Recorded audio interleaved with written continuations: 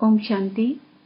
17-3-22 की वाणी है। मीठे बच्चे, तुम्हें भक्ति की रोचक बातों के बजाय रूहानी बातें सबको सुनानी है। रावण राज्य से मुक्त करने की सेवा करनी है। प्रश्न, सेवा में सफलता प्राप्त करने के लिए मुख्य कौन सा गुण चाहिए? उत्तर, निरहंकारिता का गुण। महावीर के लिए भी दिखाते हैं। जहां भी सत्संग होता था वहां जूतियों में जाकर बैठता था, क्योंकि उसमें देह अभिमान नहीं था, परंतु इसमें बहादुरी चाहिए। तुम कोई भी ड्रेस पहनकर उन सत्संगों में जाकर सुन सकते हो। गुप्त वेश में जाकर उनकी सेवा करनी चाहिए। गीत ओम नमः शिवाय। ओम शांति। यह हुई महिमा ऊंचे ते ऊंचे भगवान की। ईश्वर कहो, परमपिता परमात्मा कहो। सिर्फ ईश्वर व भगवान कहने से पिता नहीं समझा जाता है, इसलिए परम पिता परमात्मा कहना चाहिए। वह रचयिता है इस मनुष्य सृष्टि का। अब ऊंचे ते ऊंचा बाप क्या आकर कहते हैं कि पतित मनुष्य मुझे बुलाते हैं कि आकर हमको पावन बनाओ। पावन माना पवित्र, पतित पावन भगवान को ही कहा जाता है।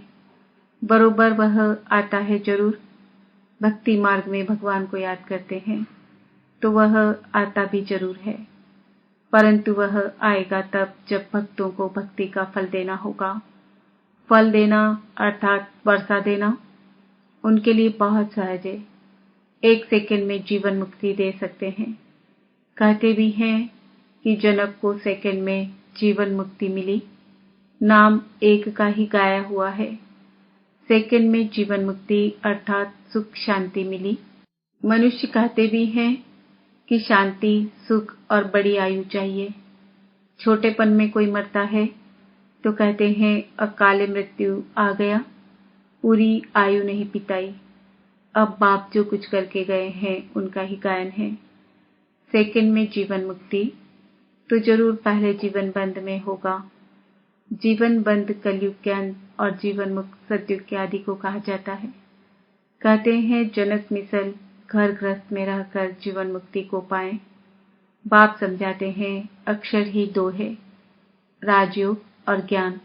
भारत का प्राचीन राजयोग तो मशहूर है। प्राचीन माना पहले पहले, लेकिन कब यह मनुष्य नहीं जानते, क्योंकि कल्प की आयु लाखों वर्ष कह देते हैं। भारत का प्राचीन ज्ञान और योग तो सब चाहते हैं, जिससे भारत स्वर्ग बनता है। अब तो भारत बहुत दुखी है। पहले सूर्यवंशी राज्य था, अब नहीं है। फिर उनको याद करते हैं कि वह राजयोग और ज्ञान किसने दिया था, यह नहीं जानते। नहीं तो बाप से वर्षा लेने में बच्चों को कोई भी तकलीफ नहीं। बाप का बने तो वर्षे के लायक बने।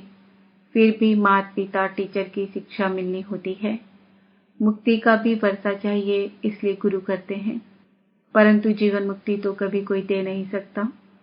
जब जीवन बंध का अंत हो, जीवन मुक्ति की आदि हो, तब ही फिर जीवन मुक्ति देने वाला आए।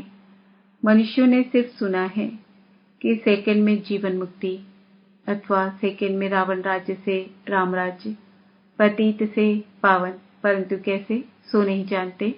बाप तुम आत्माओं से बात करते हैं। यह है रूहानी शिक्षा जो सुप्रीम रूह देते हैं। वहां तो सब मनुष्य ही शास्त्र आदि पढ़ते हैं। कहते हैं फलाने महात्मा ने यह ज्ञान दिया। यहाँ है प्राचीन राजयोग और ज्ञान जो परम पिता परमात्मा ने दिया था 5000 वर्ष पहले, जिससे तुम सो देवी देवता बने थे। अब प्रायः लोप हो गया है। अगर लोप न हो तो सुनावे कैसे। मनुष्य पतित न बने तो पतित पावन बाप कैसे आए। पतित बनने में 84 जन्म लेने पड़ते हैं। इसका भी सारा विस्तार बाप समझाते हैं, वर्ण भी समझाते हैं। ब्रह्मा चाहिए तो ब्रह्मा का बाप भी चाहिए। ब्रह्मा विष्णु शंकर इन तीनों का बाप शिव है। अब ब्रह्मा द्वारा बैठ प्राचीन ज्ञान देते हैं, जिससे विष्णुपुरी के मालिक बनेंगे और ब्राह्मण सो देवता बन जाते हैं। ब्राह्मण धर्म वाले मनुष्य से तुम सो देवी देवता धर्म वाले बन रहे हो, तो पहले प्रजापिता ब्रह्मा चाहिए। कृष्ण को तो प्रजापिता नहीं कर सकते हैं, यह तो सब उल्टी बातें बना दी है। कृष्ण को इतनी रानियां, बच्चे आदि थे, यह है भूल। वास्तव में बच्चे हैं ब्रह्मा को, न कि कृष्ण को। ब्रह्मा ही कृष्ण बनते हैं। बस इस एक जन्म की उथल पाथल ने मनुष्य को मुझा दिया है। गीता का भगवान कृष्ण को कह शिव को उड़ा दिया है। सब कहते हैं ब्रह्मा को 3 मुख थे, इतने मूंझ गए हैं। शिव रचिता को तो एकदम गुम कर दिया है। रचता ही आकर बताते हैं कि हम कैसे देवी देवता धर्म की रचना करते हैं, ऐसे नहीं परमात्मा सृष्टि कैसे रचते हैं। परमपिता परमात्मा को बुलाते ही है कि है पतित पावन, आकर हम पतितों को पावन बनाओ। दुनिया को यह मालूम ही नहीं कि इस समय रावण का राज्य चल रहा है। रावण की बड़ी बड़ी कथाएं बैठ सुनाते हैं। इसको कहा जाता है भक्ति की रोचक बातें, और यह रूहानी बातें। इस समय सब सीताएं अथवा भक्तियां रावण की कैद में हैं और रावण राज्य में बहुत दुखी हैं। अब सबको रावण राज्य से मुक्त कराना है। अब बाप आया है, कहते हैं बच्चे, तुम्हारे 84 जन्म अब पूरे हुए, अब वापस चलना है। मुझे ही बुलाते थे कि दुख हरता सुख करता आओ, यह मेरा ही नाम है। कलयुग में है अपार दुख, सतयुग में है अपार सुख। फिर से तुमको सुख का वर्षा दिलाने अर्थ फिर से तुम्हें राजयोग और ज्ञान सिखला रहा हूं। यह पुरानी दुनिया विनाश हो जाएगी। मनुष्य तो विनाश से बहुत डरते हैं, समझते हैं यह आपस में लड़े ही नहीं तो शांति हो जाए। फिर इतने अनेक धर्मों में शांति कैसे होगी? बाप समझाते हैं ये इतने सब धर्म जो अब हैं वह पहले नहीं थे। जब एक ही धर्म था तब बरोबर सुख शांति का राज्य था। अब सब मांगते हैं मन को शांति कैसे मिले। अरे मन क्या चीज है, पहले इनको तो समझो। आत्मा में ही मन बुद्धि है। मनुष्य की जुबान बोलती है, आंख देखती है, टोटल मिलाकर कहते हैं मनुष्य दुखी है। इसको भी समझाना बड़ा सहज है कि बाप को याद करो और वर्षे को याद करो। फिर झाड़ और ड्रामा की समझानी भी देनी पड़े, जिसके लिए यह चित्र बने हुए हैं। सिर्फ मन मनाभव कहने के लिए तो चित्र की दरकार नहीं। चित्रों पर समझाने में घंटा लग जाता है। प्राचीन राजयोग भगवान ने सिखलाया और राजाई मिल गई। फिर कोई मनुष्य थोड़े ही राजयोग सिखलाएंगे। बाप और वर्षे को याद करो तो ठीक है, परंतु यह डिटेल जब तक किसको समझाए नहीं तब तक बुद्धि नहीं खुलेगी। सृष्टि चक्र को समझ नहीं सकेंगे। जब कोई ड्रामा देख कर आते हैं तो वह बुद्धि में आदि से अंत तक घूमता रहता है। कहने में तो सिर्फ इतना ही आएगा कि हम ड्रामा को देख कर आए हैं। तुम भी कहते हो हम इस ड्रामा को जानते हैं, परंतु डिटेल तो बहुत है। बाप से सुख शांति का वर्षा मिलता है, फिर बुद्धि में चक्र भी है। तुम जो देवी देवता थे, पुनर्जन्म लेते लेते फिर आकर ब्राह्मण बने। हद का बाप तो सिर्फ उत्पत्ति पालना करते हैं, विनाश तो नहीं करेंगे। विनाश अर्थात सारी पतित दुनिया ही न रहे। सारे रावण राज्य का ही विनाश होना है, नहीं तो राम राज्य कैसे हो। वहां कभी रावण को चलाते नहीं। भक्ति मार्ग की कोई भी बात ज्ञान मार्ग में होती नहीं। तुम सत्युग त्रेता में प्रारब्ध भोगते हो, वह है ज्ञान की प्रारब्ध, इनको कहेंगे भक्ति की प्रारब्ध। अल्पकाल क्षणभंगुर सुख।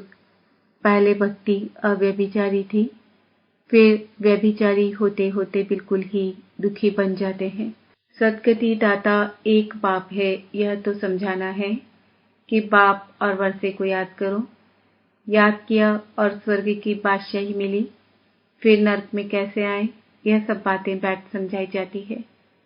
अब तुमको सारे सृष्टि चक्र के आदि मध्य अंत का पता पड़ गया है, तो इस समय तुम त्रिकालदर्शी बन रहे हो। उनको तुम कहेंगे कि देवताएं भी त्रिकालदर्शी नहीं थे, तो कहेंगे तब कौन थे, क्योंकि संगम युगी ब्राह्मणों को तो कोई जानते ही नहीं। दिखाते हैं जहां भी सत्संग होता था तो हनुमान जाकर जूतियों में बैठ जाता था। अब यह बात महावीर के लिए क्यों कही है? क्योंकि तुम बच्चों में कोई देह अभिमान तो है नहीं। समझो सत्संग में कोई ऐसी बात निकल पड़े तो तुम कह सकते हो, प्राचीन सहज राजयोग और ज्ञान से सेकंड में जीवन मुक्ति लेना है तो फलाने के पास जाओ। समझाने वाला तो बहुत बहादुर निरअहंकारी चाहिए, जरा भी देह अभिमान न हो। कहाँ भी जाकर बैठे, टाइम मिल जाए तो बोलना चाहिए। मजबूत होगा तो भाषण आदि करेगा कि गृहस्थ व्यवहार में रहते कैसे सेकंड में जीवन मुक्ति मिल सकती है। परम पिता परमात्मा के सिवाय तो कोई दे ना सके, यह महावीर ही समझा सकते हैं। सुनने के लिए मना नहीं है। गृहस्थ व्यवहार में रहते तुम बच्चे बहुत सर्विस कर सकते हो। बोलो, राजयोग सीखना हो तो ब्रह्मा कुमारियों के पास जाओ, आगे चलकर तुम्हारा नाम वाला हो जाएगा, मेजॉरिटी हो जाएगी। अभी तो थोड़े हैं, भगाने का नाम भी बहुत है। कृष्ण ने भगाया, अरे भगाने की तो कोई बात नहीं। टीचर कब पढ़ाने के लिए भगाते हैं क्या? सर्विस करने वालों को तो बहुत विचार सागर मंथन करना है और बहुत बहादुर बनना है। अच्छा, मीठे मीठे सिकिलदे बच्चों प्रति माता पिता बाप दादा का याद प्यार और गुड मॉर्निंग। रूहानी बाप की रूहानी बच्चों को नमस्ते। हम रूहानी बच्चों की रूहानी बाप दादा को याद प्यार गुड मॉर्निंग नमस्ते। ओम शांति। धारणा के लिए मुख्य सार, सभी भक्ति रूपी सीताओं को रावण की कैद से छुड़ाना है। सेकंड में मुक्ति जीवन मुक्ति की राह दिखानी है। बाप और वर्षे को याद करना है। देह अभिमान छोड़ महावीर बन सेवा करनी है। विचार सागर मंथन कर सेवा की नई नई युक्तियां निकालनी है। वरदान, नथिंग न्यू की युक्ति द्वारा हर परिस्थिति में मौज की स्थिति का अनुभव करने वाले सदा अचल अडोल भव। ब्राह्मण अर्थात सदा मौज की स्थिति में रहने वाले। दिल में सदा स्वतः यही गीत बजता रहे, वाह बाबा और वाह मेरा भाग्य। दुनिया की किसी भी हलचल वाली परिस्थिति में आश्चर्य नहीं, फुल स्टॉप। कुछ भी हो जाए लेकिन आपके लिए नथिंग न्यू, कोई नई बात नहीं है। इतनी अंदर से अचल स्थिति हो, क्या क्यों में मन मुझे नहीं, तब कहेंगे अचल अडोल आत्माएं। स्लोगन, वृत्ति में शुभ भावना हो, शुभ कामना हो तो शुभ वाइब्रेशन फैलते रहेंगे। अनमोल ज्ञान रत्न दादियों की पुरानी डायरी से। अब तुम्हें देवी गुणों की धारणा करनी है। धैर्यवत गुण की धारणा भी निश्चय से होती है और साक्षीपन की अवस्था में ही खुशी है। इस धारणा से ही परमात्मा आपे ही 1000 कदम आगे प्रख्यात होता है। बाबा कहता है कि तुम सूक्ष्म में 2 कदम नजदीक आओ तो मैं स्थूल में अनेक कदम उठाकर सामने आऊंगा। ज्ञान ही है स्वलक्ष्य में स्थित रहना। स्व में स्थित रहने से ही परमात्मा स्वयं आगे आएगा। बाबा के यह महावाक्य याद कर दो, जितना दैवी गुणों की धारणा करेंगे उतना ही एक दो को सुख देने के निमित्त बनेंगे। आज देना कल मिलना। आज सर्वेंट बन देंगे तो कल मालिक बन राज्य करेंगे। अभी तो वर्ल्ड सर्वेंट होना। हर एक स्वस्वरूप में स्थित हो। अपने शरीर को चलाते चलो, जैसे कि इस रथ को मैं बिठाती हूँ, मैं खिलाती हूँ, मैं सुलाती हूँ, मैं मुख से बात कराती हूँ। अगर मैं मुख से किसको दुख देती हूँ तो जैसे अपने ही स्वस्वरूप की इंसल्ट करती हूँ। तो फिर स्व संपूर्ण आत्मा कहती है कि है जीव आत्मा तेरे पर अफसोस है। ऐसे इंसान अथवा प्राणी में मैं शुद्ध आत्मा प्रवेश नहीं हूँ। स्व शुद्ध आत्मा जिस जगह है उस जगह पर अफसोस नहीं है, क्योंकि वह कभी भी किसको दुख नहीं दे सकता है। स्व शुद्ध आत्मा तो सुख रूप है और ऐसा स्वनिश्चय बुद्धि तो सदैव सुख पहुंचाता है। वह साक्षात मेरा स्वरूप है और जो अपने को स्व आत्मा निश्चय करते भी अन्य को दुख देता है, वह तो सिर्फ कहलाने वाला पंडित है।